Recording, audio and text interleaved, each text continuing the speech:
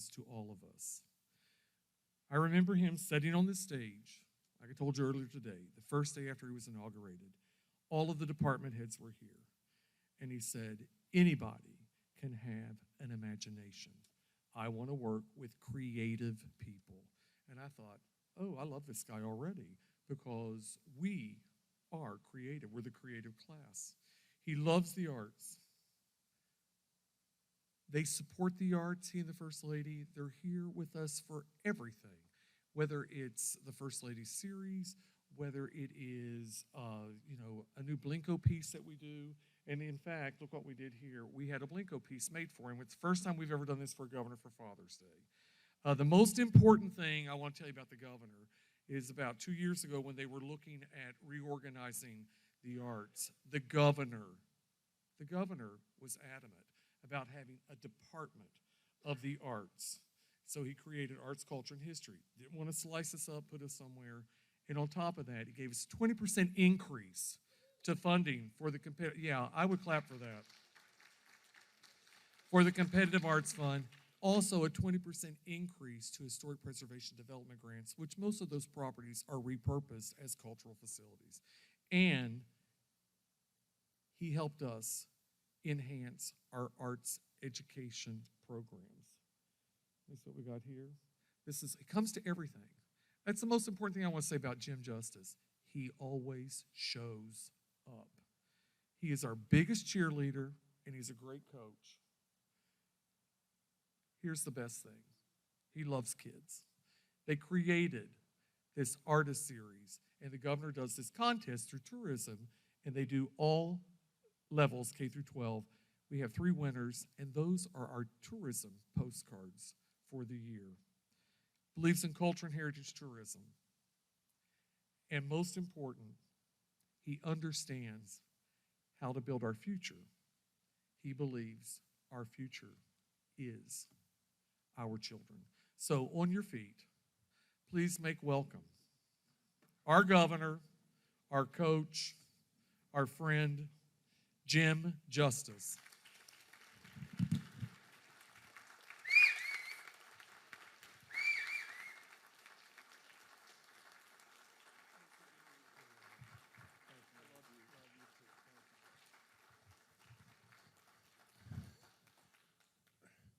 Well, you're really kind. Randall's words are really appreciated. You know, I would tell you that this job could get lonely, and sometimes it even gets pretty tough. I mean, you know, when you're running up the mountain and all you really wanted was you just wanted goodness. You just wanted goodness for our people. And as you're running up the mountain, you really just want one other thing, and that is just this. I got to see you running with me because your energy is what makes me go. Because if you don't want anything, see, you hate to say it, but most politicians, a lot of politicians have become very wealthy being a politician. Well, that doesn't interest me. You know, the other thing is most politicians really enjoy all the status or the ego or, you know, maybe going to the next office or whatever it may be. Well, you see, that doesn't interest me either. The parties or the spending of your money or whatever, that doesn't interest me either. You know, so really and truly, what is there that keeps me going? And it's you. It's just plain you. You know, we are blessed in the arts to have Randall. From the standpoint of the historical standpoint, we're so blessed again to have Randall and all of you. And it's just as simple as this. I really pride myself on telling the truth. And sometimes when you tell the truth, somebody doesn't like to listen to it. But the reality that came right in my lap right off the get-go was just this. And this is 3 years ago now. But here's the truth. You were the low-hanging fruit that they could get rid of. Now, say it, like it or not like it, but it's fact. The cost of your department, in their opinion, was $6 million. And the state was hemorrhaging and out of money and didn't have a clue what in the world to do. And so, well, we'll just get rid of our arts and history. We'll just get rid of you, you know. Well, here's how I feel. And it's no different today than it was then. But I really felt like, for God's sakes a living, are you stripping away who we are? Are you stripping away our inner being of who we are? You know, of who we've been? You know, is it worth anything in life for us to lose our identity of what we're all about? And to me, that's no. That's no. So you see, at the end of the day, really, and I can take credit for this, I stood unwavered over the fact that we had to have our own being. And then we had to fund our own being. And in my opinion, we need to continue to increase funding of our own being to tell our story, who we are. And just appreciate how much we have to give and have given in our hearts. Now, I'm telling you, and I'll go to my grave with this. You don't have to ever worry about me. I'm there. And I'm there from the standpoint of not just this. I'm just not there to say, oh, the arts are wonderful and the history is wonderful and we need to preserve and we need to do this and everything. And then you have a governor that cannot perform. Now, you may want to do it, but you got to have somebody that can do it. And that's all there is to it. At the end of the day, if you have a governor that produces deficit after deficit after deficit and you're bankrupt, what are we going to do? What are we going to do to be able to help our teachers or education or the arts, or what are we going to be able to do? You're not going to be able to do anything. You're going to have hospitals closed like crazy. You're going to have everything in the world that you love, and it's going to come all crumbling down. You're going to have your families torn all to pieces. Your families are going to be in Atlanta and Denver and all over the place because they had to go get a job. So you have to have an economy that is robust and on the move.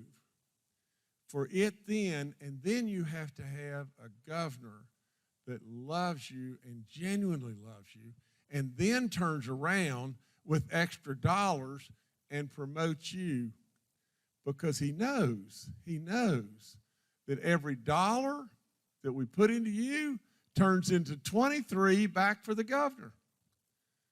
Now, it's all there is to it.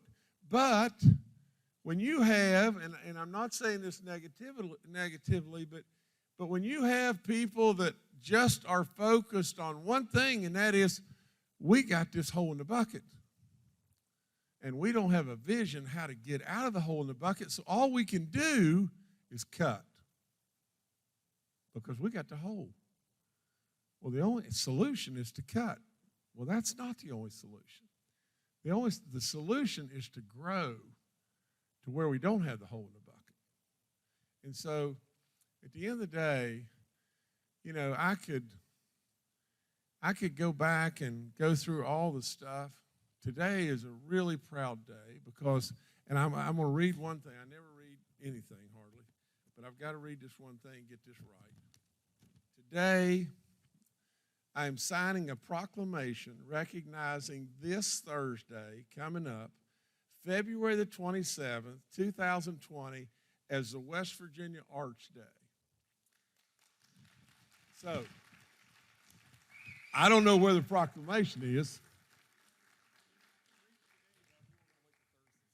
Well, we'll wait till Thursday. I want to say one thing. Can I borrow that for a second? Well, I guess. Okay. Here's what the governor's done to us. So he increased our funding 20%. So in turn, isn't it nice? It's my Clemson shirt. No, it's Clemson. Now he's going to start picking on me. That means he likes me. Okay, so wait, listen.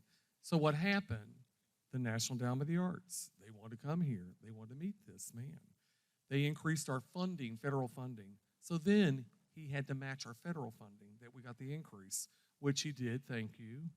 And we're going to get another increase this year, so we're going to have to try to figure out where to find that. I don't want to do a Woody Williams on you here, but we will figure that out. But Governor, I just want to say thank you for everybody.